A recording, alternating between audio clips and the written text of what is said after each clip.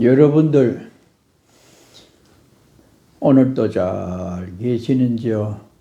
참 한 세상 살아가다 보면은 이런 소리도 듣고 저런 일도 생기고 어떻게 보면은 평생이 참 찰나라 하는데 그 과정에서 여러 가지를 겪고 신경도 쓰게 되고 참 사는 게 만만치 않다고 하는 생각도 듭니다. 저도 그래 왔다 갔다 하다가 이제 이 길이 복구가 다 돼서 축서사에서 다시 이제 구마동 봉화로 그 구마동 골짜기 도리천으로 되돌아왔지요. 와서 생각해 보니까 정법사에 또 문제도 좀 생기고 불편하다는 얘기가 들려요. 참 어디나 그 주관하던 사람이 자리를 비우고 나면은 뒤에 들어와서 책임을 지고 사는 입장에서 그 문제가 크고 작은 일들이 생기더라고요. 첫째는 보면은 전에 살던 사람에 대해서 이런저런 말들이 생기고 또 새로 책임을 맡은 스님들에 대해서도 이 분위기가 화합이 안 되고 그런 오고 가는 과정에서 그렇게 되는데 특히 해외 사찰은 이 신분 문제, 비자 문제 때문에도 그렇고 사는 게 우선 경제력이 뒷받침해 주지 못한 데서 오는 어려움, 그런 가운데서 신도가 얼마 안 되다가 보니까 이런저런 유형의 말들이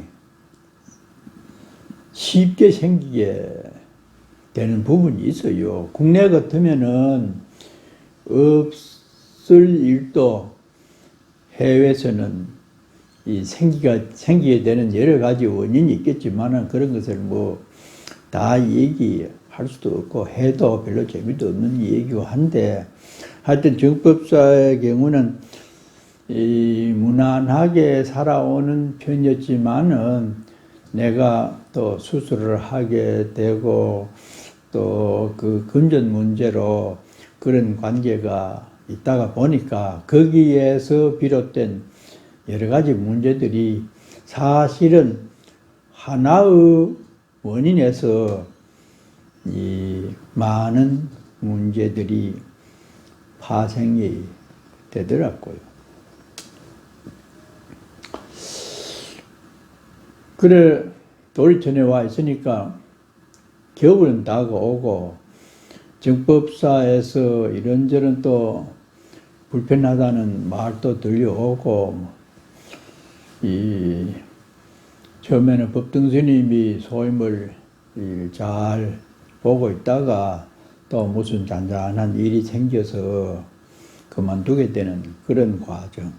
또 그 뒤에 원성 스님이 와서 한 2년 동안 고생하면서 소임을 잘 보는데 또 몸이 아파서 다리가 불편하고 신경이 예민해져서 잠을 못 이룬다고 전화가 왔더라고요. 또 비자 문제도 있고 이런 일들이 주변에 있는 성녀나 신도들로 인해서 일어나게 돼서 나도 생각을 깊이 이제 해봤지요.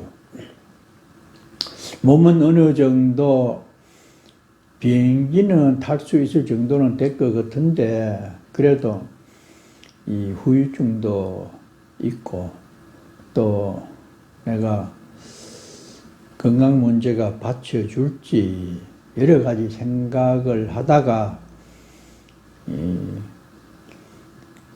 결심하기로는 시드니에 다시 가야 되겠다.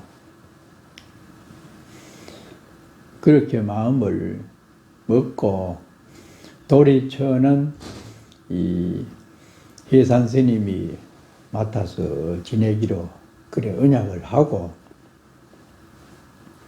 내가 비행기에서 혹시 쓰러지게 될지 뭐 전에도 한 그런 적이 있어가지고, 그때는 수술하기 전인데도 현기증이 나고 해가지고 뭐 비행기에서 곤욕을 치는 일이 있었어요.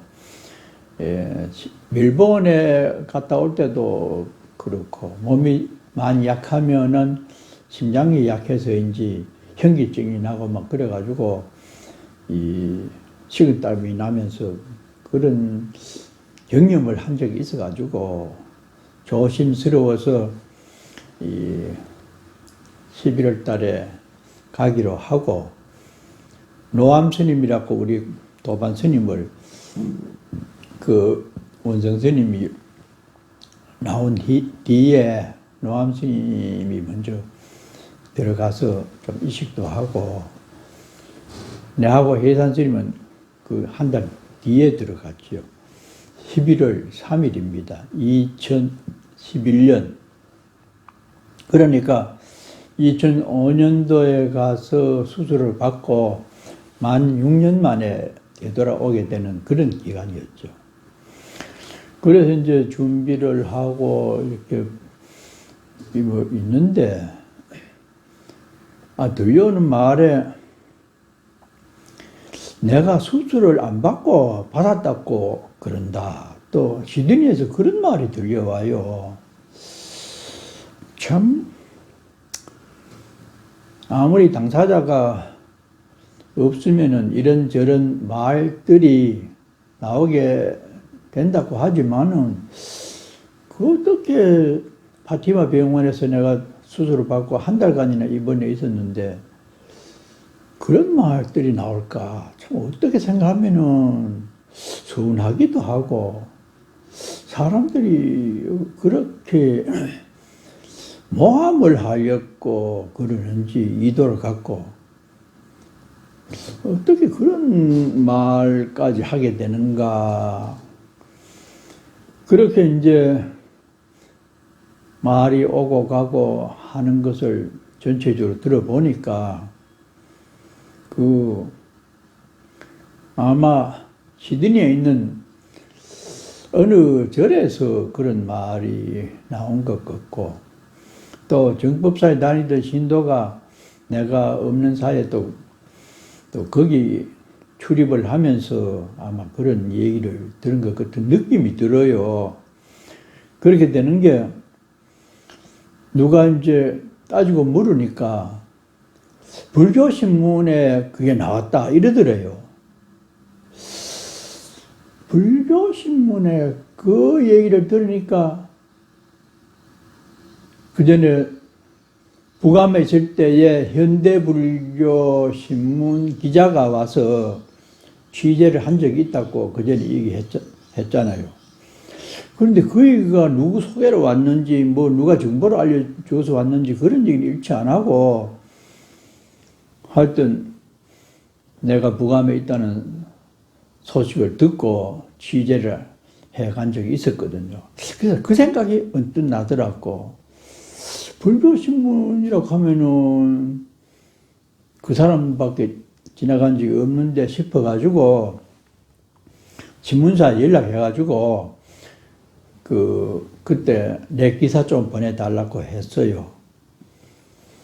그렇게 보니까 기사 내용 중에 나는 분명하게 수술하고 나서 약물 치료를 안 받았다고 말했는데 수술을 안 했다고 나왔더라고요. 현대불교신문에. 참, 그 기자가 뭐 어떻게 그렇게 잘못 썼는지, 아마 수술을 하고 나서 정량을 하고 있다는 내용을 취재하려고 왔을 텐데 어떻게 그렇게 썼는지 모르겠어요. 하여튼 기사에는 분명히 수술을 받지 않았다고, 그래가 이 자연식으로 치료를 하고 있다고 그래 나왔어요. 그러니까 이 현대 불교 신문을 본 시드니에 있는 어떤 이 사찰에서 그 스님이 아마 그 정법사 신도가 그 오고 가고 하는 과정에서 그 말이 나왔는 게 거의 틀림 없죠. 그 절에서 현대 그 불교 신문 보는 것은 내가 그 전에 그 가서 내가 보았거든요. 그래서 참 그 언론이나 말이나 참 생각이 어떻게 그렇게 이도를 갖고 그랬는지 잘못 썼는지는 모르지만은 전혀 근거 없는 건 아니잖아요. 신문에 그래 나왔으니까 내 사진하고 인터뷰한 게. 그러니까 그걸 본 사람들은 그렇게 말할 수 있었겠죠. 그러면은 내 생각에는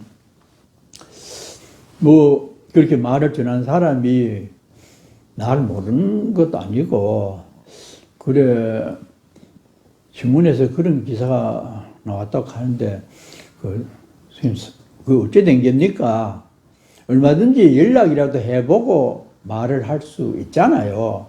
우리가 가만히 생각해보고 이도가 없고 그저 인간이 서로가 신경을 안 쓰도록 배려를 하는 차원이라고 하면은, 아이고 몇 분 아니면 통화를 할 수 있는데도 또 딴 사람 보고라도 신문에 그래 나왔는데 알아보라고 그런다든지 신문 기사를 보내준다든지 이랬으면 내가 신경을 좀 덜 쓰고 서운한 마음도 없었을 텐데, 그런저런 것도 전혀 없이 아마 그때 상당히 서로 불편해서 시비를 하는 그런 상황이었다 보니까 그랬는지 몰라도 나는 좀 서운하더라고요. 얼마든지 확인을 할 수 있는 부분인데 일방적으로, 그러니까 제3자가 들었을 때는 참 이상하잖아요. 수술도 안 하고 수술했다고 신문에 나왔으니까 왜 그랬는지 그래가지고 치료비라도 무슨 거둘라고 했는지 참 나쁘게 보면은 별 생각을 다 할 수 있는 내용이잖아요. 그래서 처음에는 그렇게 말을 옮긴 사람에 대해서 많이 좀 서운하게 생각했었는데, 신문을 보고 그러니까 그렇게 탓할 수도 없잖아요. 그래도 11월 3일 날 다시 정법사의 불편한 몸을 이끌고 와서 한번 그 신도와 만나서 이런저런 얘기를 한 적이 있습니다. 그래서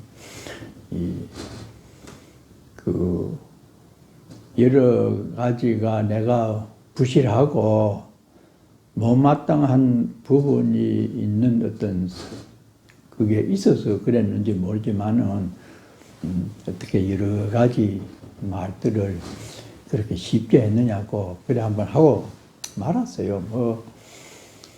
따져봐도 그렇고 또 어떻게 됐든지 원인 제공은 내가 했잖아요. 내가 내 마음 관리를 잘 못해서 그렇고, 그것은 그 전에 말씀드린 대로 금전 문제로 신경을 많이 써서 장 본인은 내니까 거기에 따라서 나와지는 여러 가지 문제들은 내가 책임을 지는 게 옳지요.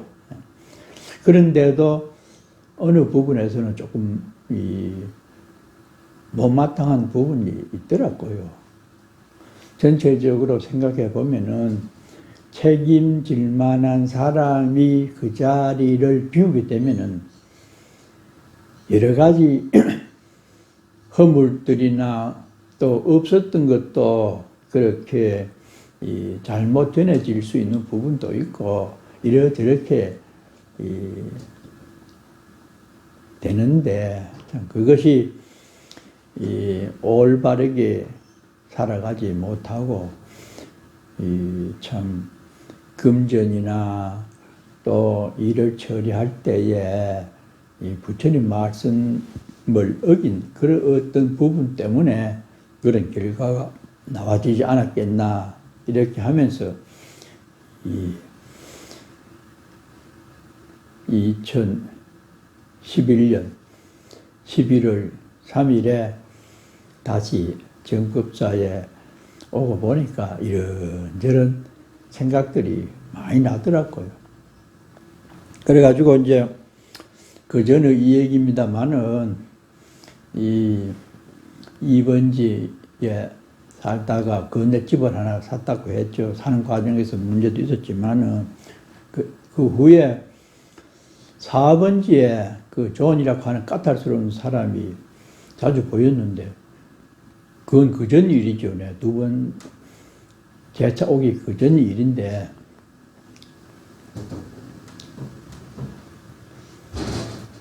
사람이 안 보여요. 그래가지고 자기 모친한테 내가 물었더니 당신 아들 안 보이네 이랬더니 아이고 별소리 했대. He's passed away. 난 깜짝 놀랐죠. 외국 사람이다 보니까 상종은 안 해도 또 나이도 적고 어머니가 멀쩡한데 그래 아파가지고 그랬다고. 그러더니만 그 뒤에 우리 보고 집을 사라 해요. 그때는 집값이 올라가지고 62만 불인가 그 정도 주고 내가 있을 때 구입을 하고 내가 한국에 있을 때에 법등 스님이 주지 소임을 볼 때 연락이 왔더라고. 4번지는 샀고 6번지 거기에 집이 3개 쫄렉이 있는데 그것만 구입하면은 길 건네는 불편한 점도 없고 참 좋은데 경제력은 없고 사기는 사야 되겠고 그래도 힘이 들더라도 지금 사놓는 게 좋다 이래가지고 융자를 내서 그것도 아마 63만 불인가 그 정도 주고 구입을 했어요. 그리고 세 채가 이제 전부 우리 집이 됐죠. 그런데 새로 지은 법당에서 기도를 하는데 그 전에 새벽에 경찰이 왔더라고요. 2사람이. 와가지고 바로 뒷집에서 진정을 했대. 잠잘 시간에 소리 낸다고. 그리고 목탁을 치면서 그때 백중기도였는가 몇 사람이 모여서 저러다 보니까 그게 들렸는가 봐. 자기 잠잘 시간에 방해한다고. 그래가지고 경찰들 하는 말이 기도를 하는 거는 좋지만은 소리 나지 않게 하라고 그러더라고요. 그때는 원성 스님이 있을 때에 우리가 8년 만에 정식 종교단체로 허가를 받았을 때라요.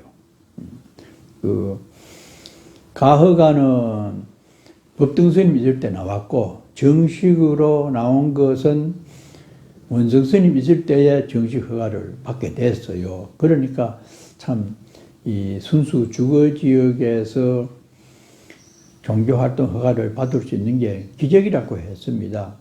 그렇더라도 이웃에서 진정을 하면은 우리가 받아들여야 돼요. 그래가지고 저 집만 구입을 하면 우리가 전혀 이웃에서 진정할 만한 그게 안 되는데 그래 고민을 하고 있는데에 그 집에서 집을 판다고 팻말을 또 붙여놨더라고. 그래서 참 때는 좋은데 우리가 융자도 많은데 어떻게 참 고민을 며칠 하다가 구룡사 정우스님한테 전화를 했습니다. 내가 오고 난 2번째 오고 난 다음에 정우스님 한번 다녀간 적이 있거든요. 그래서 참 뒷집만 구입하면 참 좋은데 내가 걱정을 하니까 구입할 때 되면은 연락하십시오 한 말이 있어요. 근데 자기로서 그렇게 빨리 그 사람들이 팔 줄 몰랐지. 내가 오고 난 지 얼마 안 됐어요. 몇 달 안 돼가지고 그래 놓으니까 한 말은 있고 내가 전화를 했더니 아이고 그렇다면은 경찰이 오고 그러면은 구입을 해야 되죠 하면서 1억을 시주를 하겠다고 언약을 했어요. 얼마나 고맙던지. 우리가 융자를 내도 내는 상한금이 있거든요. 어느 정도 내야 되지. 무턱대고 우리가 신도들이 갚아야 될 만한 그 어떤 여력이 있어야 융자를 내주기 때문에 그건 한 100만 불 정도로 우리가 봤으니까 상당히 액수가 커요. 그래 어쨌든지 융자 받을 수 있으려면 조금 지금 어느 정도가 우리가 갖고 있어야 돼서 또 성화 스님한테 또 전화를 했습니다. 여차하고 참 이래 됐는데 전에도 많이 도와주었지만은 좀 도와줬으면 좋겠다. 그랬더니 성화 스님도 1억을 낸대요. 아유, 그러니까 이제 어느 정도 희망이 보이고 힘이 나더라고요. 그래가지고 마음을 내서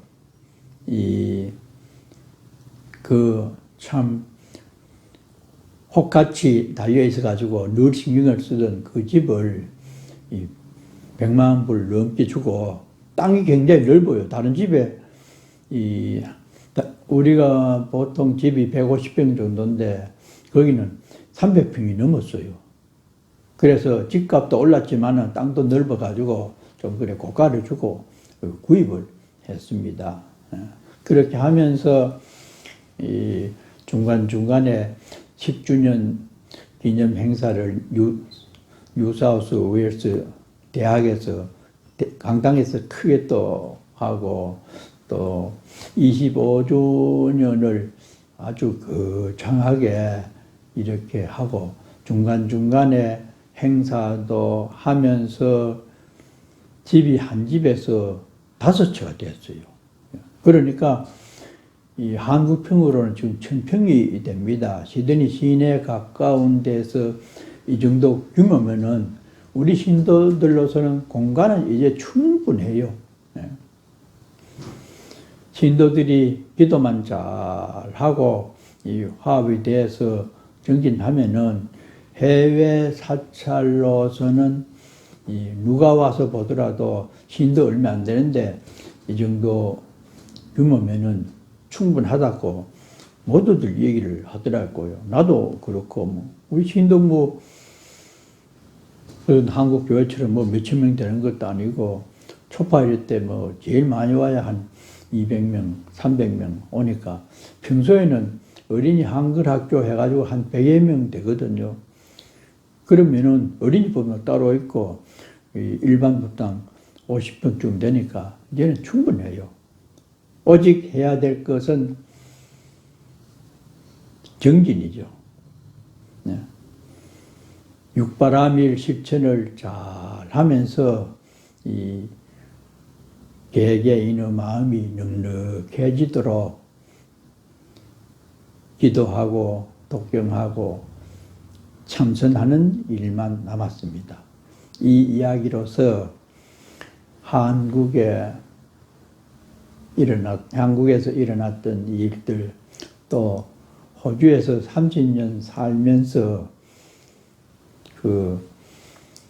때로는 보람도 느끼고 참 어떤 때는 참 괴로움에 밤을 지새운 그런 일련의 일들로 인해서 참 암이라는 수술도 받고 참 뜬 눈으로 가만 밤을 새우면서 눈물을 삼킨 그런 적도 있다가 보니까 또 그 꿈속의 인연이라는 책도 내게 된 계기가 되었습니다. 그래서 처음 말씀드린 대로 한 사람이 이 일생을 사는 과정에서 참 때로는 눈비도 맞고 또 어느 때는 그 꽃향기를 맡으면서 그 거리를 거니게 되는 그런 미소를 띄운 시간도 있고 그렇더라고요. 예, 참 고와 낙, 희로 애락이 함께 뭉쳐져서 뒹굴어 가면서 살게 되고 그런 과정에서 괴로움의 원인을 파악을 해서 좋은 방향으로 전환을 시키게 될 수 있는 계기도 되었고 해서 나도 이제 나이도 어느 정도 들어가고 또 몇 마디 남기고 싶은 생각도 들어서 이래저래 시원치 않는 내용으로 말씀을 드렸습니다. 여러분이 부족하고 내용이 들었더라도 잘 넓은 마음으로 사겨 주십시오. 고맙습니다.